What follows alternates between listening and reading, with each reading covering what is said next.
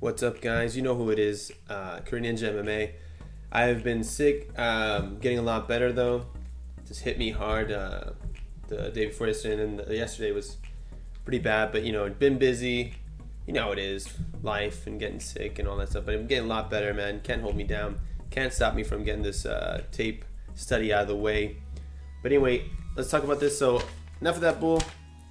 Going to this next card is gonna be nice. A lot of nice fights on this card. It's a bit of a people are sleeping on it a bit, but man, it's good. Maryna Moroz versus Manon. What did I just say? Sorry, Maryna. I'm sorry, guys. Bear with me, guys. I'm not 100% right now, man. Maryna Moroz versus Manon the Beast Fiorot. Really, it's gonna be a good one, man. In the women's flyweight division, man. 125 pounders. These girls, it's gonna be really good, and I really like it because both girls are really kind of similar. They're actually same height as well, but yeah, and they're primarily strikers, but they've also worked in some ground game, some takedowns. I like it. They're really rounding out their games. Let's talk about the stats a little bit just before I start breaking down the fights, or rather this matchup. So of course Fiorot made their UFC debut, get that nice TKO of Victoria Leonardo. And Maryna Muros is who Maryna Moroz beat. She got a unanimous decision over her. Nice win as well. So Fiorot is 31. Moroz is 29. They're, of course, both fighting at the 125 division. Same height as well, 5'7". But Fiorot has the 65-inch reach, while Moroz has a 67-inch reach. Wins by KO. Fiorot has 1. Moroz has 0. Significant strikes per minute is kind of interesting. Fiorot has 1.86, while Moroz has 4.15. So it looks like she's like the busier fighter. I mean, if you look at her fights, it does seem that way. I just kind of a lot of output. Wins by sub. Moroz has 1 to record, while Fiorot has none. As far as takedowns per round, we got 1.64 for Fiorot and 0.56 for Moroz. But don't be fooled. I mean, like I said, these stats, a lot of times you got to take with a grain of salt. You can't just only look at stats. I mean, they're important, but you got to go back and watch tape, man. I mean, let's talk about, first let's talk about Marina Muros. Now, I think some people were kind of writing her off just because of her, like when she fought Angela Hill, she seemed like she wanted to stay on the outside, try, and of course doing the, yeah, make those sounds, kind of karate screams, just like Chukagian does, and she kind of stayed on the outside, and but she corrected that. I think her coach saw that she got frustrated, and she kind of made improvements from there, man. Because if you look back at when she fought Sabina Mazo, which a lot of people are higher, and I think she's a good fighter in the division. Sabina Mazo has, of course, that she's tall, she can use her size, her long lanky frame to kind of defend takedowns and stuff. But I think Moroz did a good job. Moroz is going for takedowns early in that fight.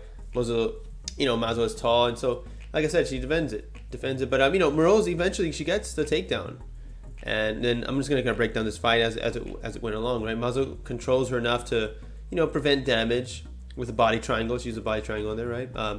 They get back up within a minute. 1 minute to go in the first round, right? Moroz has she's like, I think Moroz has like 5 first round finishes, and I think she has a good boxing background, so the hands are looking good. And she has those speedy 1-2s, and she ends up blooding Mazo in the face, right? Moroz is using clinches really well, and she improved since she faced Hill, man, when she was on the outside too much. I think something's really corrected, being able to get in. Round 2, of course, aggressive pressure from Moroz to close the distance and clinch. Both are trading kicks. She backs Mazo to the cage. Mazo uses a fence to stay up as she's taller, right? She uses it really well. Her height. They break up, and Mazo uses her long jab, but Moroz has good head movement, right? Moroz is using good boxing, and then another clinch to the cage, right?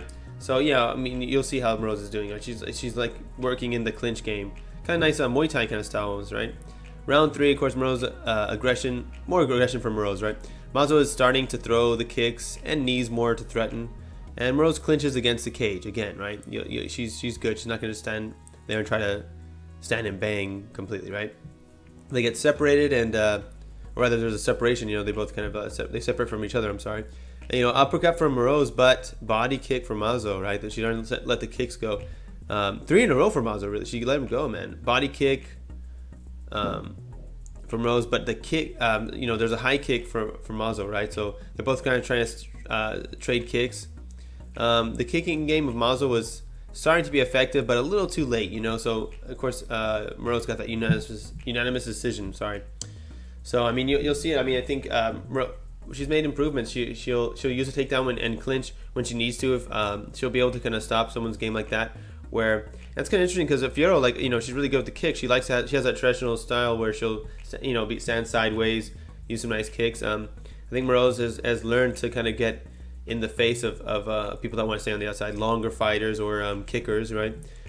She'll get in there and make it ugly for you, she'll make it work. But let's talk about that. So let's see.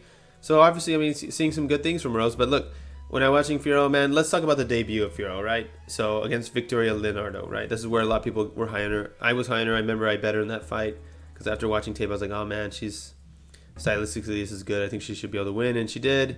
Side stands for side kicks and low kicks, right? For Fiorot, that's a really good weapon, and she uses them very well with that like sideways stance. She's aggressive with kicks and 1-2s, right? Up top, she'll use her hands as well, right? She gets Leonardo against the cage. She has her chin up though, so she could be countered. I mean, that's kind of one of the flaws of that kind of traditional martial arts style, right? So Fiorot is outlanding to the head, body, and legs though. I mean, she's putting on a click. Fiorot stuffs the takedown from Leonardo, right? She's really worked on that takedown defense. I mean, when you're a traditional martial arts or a striker, primary striker, you want to kind of use that takedown defense, right? Fiorot controls the distance really well. Side kicks are really effective for her as well. She defends another takedown and pushes Leonardo to the cage and gets a takedown of her own, which is really good. Gets a little ground and pound going, but back to the feet. There's a nice check right hook for Fiorot, which I really like. Fiorot lands a Fury after a high kick and gets the TKO. Just really great showing, man. Really great. And so that was just a really great debut for her, man. And if you look back at it, sorry, where was this? Yeah, so back and this is, when was this? This was early. This is January. Yeah, this is January of this year, 20th. If you go back, another fights like she did really well in UAE Warriors, right? And back in July 2020 at UAE Warriors 12, like she fought Corinne Laframboise, which is like she's Canadian, I guess French Canadian, so she out Frenched her in the name. Like I think Manon Fiorot was a very French sounding name, but or sounds like, I mean, to American like me, right? Living in Japan, right? I mean, I'm all mixed up here in my head. So, but yeah, Laframboise. What an interesting name, man. It's cool. But anyway, enough of that bullcrap. So, yeah, I mean, this is really good. Fiorot and Laframboise, they exchange wildly until Fiorot pushes her against the cage, and they get reset by the ref. This ref kind of really like to reset a lot. They don't like any stalling, which is kind of good. Laframboise is throwing heat, but Fiorot gets a takedown. And Laframboise is in guard and tries to prevent damage. Fiorot is staying busy, landing ground and pound, which I like. I mean, she stays busy, man. That's what I like about Fiorot. On the feet or on the ground, she'll try to do something with it. Fiorot is controlling Laframboise and transitions to get to the back before getting back on top. Nice control, man. I really like that, dude. I mean, Fiorot, Maryna Moroz, good clinch work. Fiorot, I like it when she gets on the ground. She'll really transition well. She's showing, I mean, really well-rounded game, And when in round 2 of this fight, Laframboise is in, she's in her face, in Fiorot's face, but Fiorot clinches up and gets a takedown against the cage. So that's really good, I think, because when Moroz, I mean, she's getting good at not allowing distance, not allowing them, but Fiorot's really good at managing distance, though. So I wonder how that's going to go. And even if Moroz does go to Fiorot, close distance, I mean, we're seeing that Fiorot is able to, clinch up well herself and also get takedowns. And then once it gets to the ground, she's a very physically strong woman and showing high level stuff. I mean, at least she's showing a well-rounded game here, guys. Excuse me. So, we got some good pressure from Laframboise. Tries to get up, but Fiorot pushes her against the cage, man. Excuse me. Ref separates them, and again, like I said, this ref doesn't like any stalling. And they trade in the center. Laframboise seems to, really heavy-handed. Excuse me. And Fiorot wants to keep the distance to land kicks. I mean, that's her game, right? Side kick to the body and circling away for Fiorot. Really good movement. You don't want to stand there and firefight, right? Fiorot is doing a good job of sticking and moving laterally. Fiorot punches and and gets a takedown. Excuse me, just gonna. Yeah, so more control on top though for Fiorot. I mean, she mounts her and lands some ground and pound with her right hand because she's using her left hand to control. And transitions to the back, use the left hand to support herself off the canvas while punching with the right. Really great stuff. I mean, Lafrenboy stands up, and the round ends. In round 3, Lafrenboy is bloodied but still coming forward, and Fiorot counters with a straight punch, with straight punches, even a high kick, and side kicks to the body too. Fiorot is comfortable letting the hands go, man. She's, I think she's starting to get the timing down and maybe get her confidence up. I mean, and she got a TKO with punches on there. I mean, it's great stuff, man. I mean, it's interesting. I just feel like, to be honest with you, in summation, I mean, I've kind of broken down it, both fighter styles. I mean, you can kind of see. I suggest you go and watch the fights yourself. I mean, go on, of course, UFC Fight Pass, or even like going on YouTube. They have some old stuff you can find. But man, I'm telling you what, guys, I think this is a good one. It's tough because women's MMA, it's really tough to go and to really be too confident, especially if people are heavy favorites. I mean, we've seen it. Look at Carla Esparza versus Jan, right? However, this is a thing where it matches up really well. They're both very skilled. Good striking. There's strikers that have rounded out their game. I just do feel that Fiorot is going to be a little bit slicker on the feet and also the more physically strong fighter, I believe, of the two. I mean, I think, like I said, it's not going to be an easy fight. I think Maryna Moroz, like I said, she's going to, she's made improvements, so it's going to be a nice, I think, primarily a striking war, but I think they are going to clinch up. And Fiorot's not going to mind it. I think if Moroz does get in the face of Fiorot will clinch up, probably get the takedowns and transition really well. I think her transitions are really good. I'm not sure how good Moroz is going to be off her back. And I think in striking, like I think, like I said, Moroz has the reach though. I mean, she has a good boxing background. But I think Fiorot is smart. She's not going to just stand and trade. I mean, she can get countered. I think when she starts feeling. I mean, look at Lambroge was a very heavy-handed, just throwing heat, just whiffing those punches. And I think Fiorot would be good. Use the kicks. That nice side kick was going to be a good weapon for her.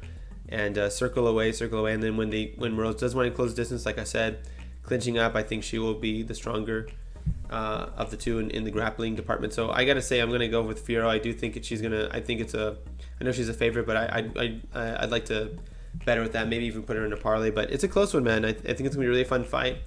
But that's my pick, guys. Sorry for making it so long-winded. But yeah, good luck, guys. Like and subscribe if you haven't. And I'm gonna be putting out some more videos. I'm gonna be breaking down a lot of fights on this card. So stay tuned, guys, and take it easy. Don't get sick like me. And if you do,